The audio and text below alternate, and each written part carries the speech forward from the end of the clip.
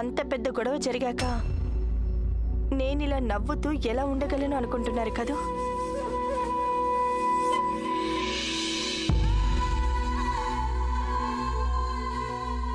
మా అన్నయ్య నేర్పించారు నాకు, మనసు ఎలా ఉన్నా నవ్వుతూనే ఉండాలని, కన్నీళ్ళని దాచుకోవాలని. కానీ ఇప్పుడు అర్థమైంది కన్నీళ్ళు ఎంత దాచుకున్నా దాగవని. ఈ మహల్కి వచ్చిన తర్వాత మా ఇద్దరికి జరిగిన వాటిని ఎలా మర్చిపోగలను?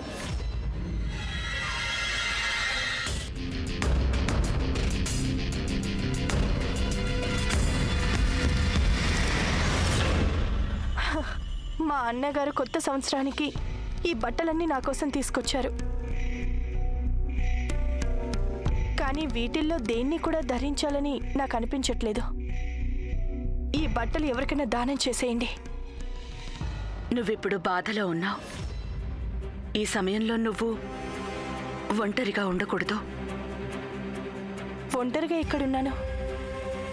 నాతో పాటు నా కన్నీళ్లున్నాయిగా.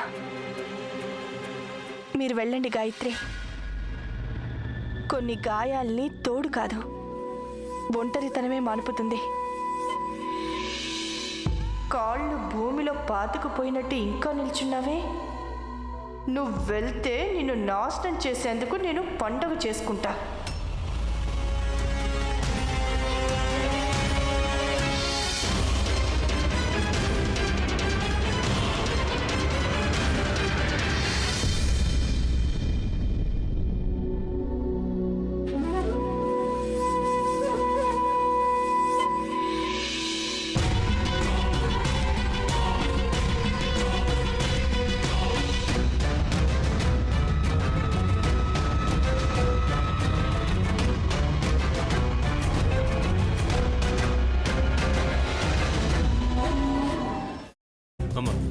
అలాంటి వాళ్ళది నిజమైన ప్రేమ కాదు, అది వ్యామోహం. ఎగ్జాక్ట్లీ చిన్నత్త. నిజంగా ప్రేమించుకున్న వాళ్ళు అలా చేయరు. ఎంత మనసు విరిగిపోతే కన్న కూతుర్ని పట్టుకొని మా దృష్టిలో చచ్చిపోయా ఉంటుందా తల్లి? అది సరే అమ్మా, తన కూతురుతో తన మాట అనేటప్పుడు ఆమె మాటల్లో వ్యథ, కళ్ళల్లో బాధ గమనించావమ్మా? పెద్దబాబుకు బర్త్డే విషెస్ చెప్పు కూడా వెళ్ళాం కదా. ఊరికే ఎలా కాలిపోతుంది? మంట పెడితేనో పడితేనో తగలబడుతుంది.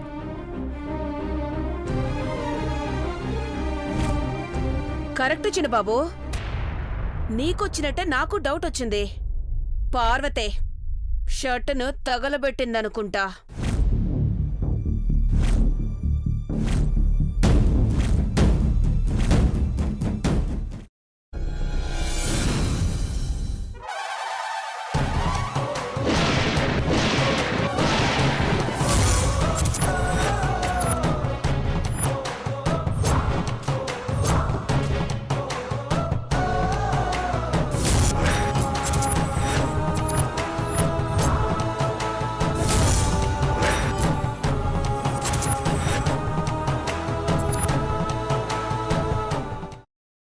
తర్వాత పొట్టు తీసేసి చాప్ చేసి పక్కన పెట్టుకోవాలి.